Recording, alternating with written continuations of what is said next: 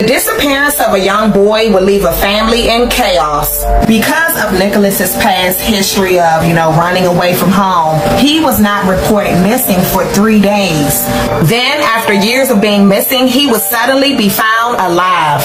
But sometimes things aren't always what they appear to be, and one man's quest for answers will reveal a shocking truth.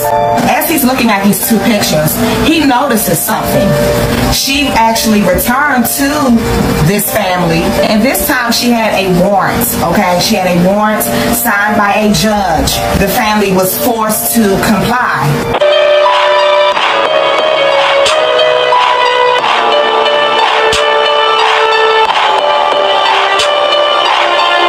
What's up, my crime up family? I'm back, y'all, just like I promised I would be. And listen, this is part 2. This is part 2 of the vanished and missing recovered story, okay? So if you have not seen part 1, make sure that you go back and look at that first so that you understand what's going on. But without further ado, let's jump right into it, y'all, because we got a lot to unpack. Let's get it. Now, within a month, things were looking up. Things were going good. Nicholas had a new group of friends. He was doing good in school. He was attending church with his family. And then a curveball would be thrown. Now, it all started when a TV show, okay, a tabloid TV show named Hard Copy had apparently caught wind of this amazing story of this boy who was missing for 3 years, and then he was returned.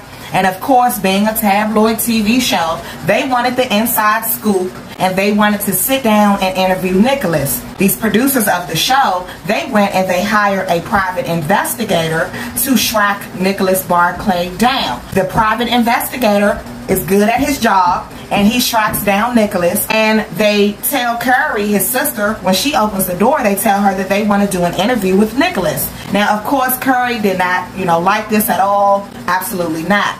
But it was actually Nicholas who said, listen, I want to talk to them, and I want to be able to tell my story. And they set up the TV cameras, they set up all the lights, and it was lights, camera, action. Now, during the interview, Nicholas behaved rather strangely. He told his story almost robotically. And when I say robotically, I mean like, almost as if he was a robot. Like there was no emotion. On top of that, again, he spoke with a very French accent. We're talking about somebody who was born and raised in Texas. So those things kind of struck the show producers as they were standing around listening and watching this interview. It kind of struck them a little odd. One of the producers who was standing in the living room, he noticed something very, very suspicious. He whispers something to the cameraman. This is where things got very interesting in this story. Now, I'm sorry, y'all, I did misquote. I said that it was one of the producers who noticed something strange. It was actually the private investigator whose name was Charlie Parker. And Charlie Parker leaned over and whispered something to the cameraman. And Charlie Parker notices a picture, okay, sitting on the table. There's a picture of Nicholas Barclay before he went missing. And so as the camera crew and everybody else is leaving, Charlie Parker takes this picture and he slides it into his pocket. Now, when Charlie Parker got back to his office, he takes that picture that he had basically stolen, okay? He takes that picture out of his pocket, he scans it into the computer, and he takes an image from the interview that the producers just did with Nicholas, and he looks at both of these images side by side, and they look really similar, and he looks really hard at both images, okay? So again, he's looking at a picture of Nicholas before he went missing, and then he's looking at a picture of Nicholas after he was recovered, okay? And as he's looking at these two pictures, he notices something. And what he notices is that the ears are very similar, okay? But the ears are not the same.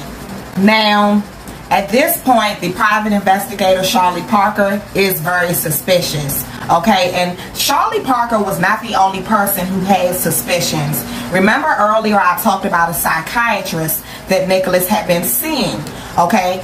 Now, this psychiatrist also had a lot of suspicions. as this private investigator gets more invested in this case, he actually starts following Nicholas, okay? He starts telling him. And the more that he watched Nicholas, the more that he was convinced that something was off about this young man. The private investigator at this point decides to contact the FBI. So he, discusses his concerns with the FBI. The FBI is already well aware of the Nicholas Barclay case. They had already received other reports from other people who were also suspicious, including Nicholas's own psychiatrist. Now, it was during this time that Nicholas's behavior seemed to go downhill. And at one point, he actually stole his sister's car. There was an FBI agent by the name of Nancy Fisher. Okay, and Nancy Fisher was one of the FBI agents who was involved in Nicholas's case early on when Nicholas was first found. So Nancy Fisher, the FBI agent, goes to Nicholas's house, okay, and she has a conversation with Nicholas's sister Carrie. She says to Carrie, hey, I have some questions. I want to re-interview Nicholas. Not only that, but this is where the FBI drops the bombshell. Nancy Fisher tells Carrie, hey, not only do we want to re-interview him, but we want to do a DNA test. Now, of course, when Beverly caught wind of this, Beverly, the mother, was very upset, and she said, no, absolutely not. How dare you? And so the FBI was kind of like at a standstill. Now, in February of 1998, Nancy Fisher, she actually returned to this family, okay, the Barclays, and this time she had a warrant, okay? She had a warrant signed by a judge for Nicholas's Barclay's DNA. The family was forced to comply. The second bombshell in this case would come a few days later. The private investigator, Charlie Parker, received a phone call from Beverly, okay? And Beverly said, hey, my son wants to sit down and talk to you. And so, of course, Charlie Parker jumps at the chance to talk to Nicholas. When they sit down, the first thing that the private investigator says is, hey, you know that your behavior lately has really been upsetting your mom. And Nicholas's response absolutely floored me. He looks at the private investigator and he says, she's not my mother, and you know that. And so the private investigator responds and he's like, well, hey, are you going to tell me who you are? And this guy, the fake Nicholas, is like, my name is Frederick Barden, and I'm wanted by Interpol. Now, Frederick Barden was a 24-year-old man, okay? And you are pretending to be a teenage boy. 24-year-old French man, and he was known by Interpol, okay? Now, Frederick was a con man, okay, and essentially his entire life was a lie. This is a weird case because what grown 24-year-old man would pretend to be a teenage boy? Like, who does that? And what could possibly be the motive? So we know that, he had a history of taking on multiple hundreds and hundreds of different, personalities and different people, pretending to be different people. Okay, but ultimately it was discovered that his only motive for this was that he wanted affection.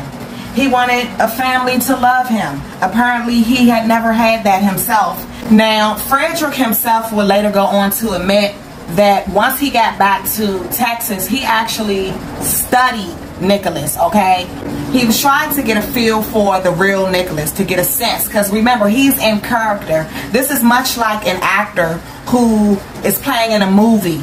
Even though the family, undoubtedly the family, especially the mother, had to have noticed a lot of things, they were desperate. They were desperate, and they were, they really wanted this to be Nicholas. And so a lot of times desperation will make people do crazy things. Even if there are red flags right in front of you, you'll ignore all of those red flags because you want to convince yourself that, hey, this is my son. My missing son, he's back. He's not dead. He's not missing anymore. So instead of Frederick receiving 3 years, the judge actually decided to double his sentence. Frederick had to spend 6 years in a U.S. prison, and it serves him right. Frederick claims later on that he knows for a fact that the Barclays knew that he was not who he said he was. He knows for a fact, okay? He also says that when Curry first came to the, I guess wherever they were holding him at when they first found him, when she first came there to pick him up, she was spoon feeding him information about the family. And on top of this was Jason's behavior. Now Frederick talks about Jason's behavior. Remember again, Jason is the big brother of Nicholas. Jason is the one who, on the day that Nicholas went missing, he called the house and Jason answered. And Nicholas asked Jason to come and pick him up. Frederick says that the big brother Jason, after this new Nicholas was found and they brought the new Nicholas home to Texas, you know, all of the family is excited. Everybody's at the airport, and Jason is not at the airport. Not only is Jason not at the airport, but the next day, Jason is still nowhere to be seen. In fact, Jason does not show up to visit this new Nicholas until 6 weeks later. Frederick was basically saying, hey, Jason even knew that I wasn't the real Nicholas. The whole family knew it. They just went along with it. But the fact that so many people in the family went along with this, even though they clearly knew that it was not Nicholas, is very shocking. But Frederick himself had an explanation for this, okay? He had a reason for why this family, why the Barclays were so anxious to open their home to him, and why they were so anxious to take him in, even though they knew that he was not the real Nicholas. And the reason that he gave absolutely knocked me out of my flip-flops, okay? I was there when needed someone who wasn't getting over you. When I moved to the side, when I